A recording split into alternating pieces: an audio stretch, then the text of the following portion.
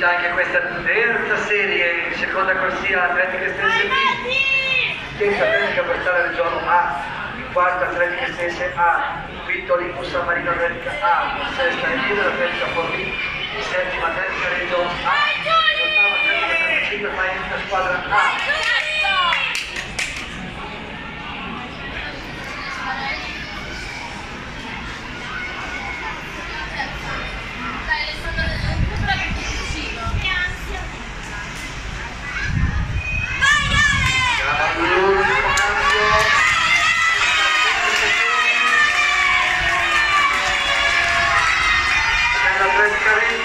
Squadra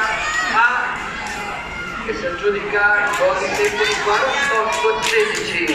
48-16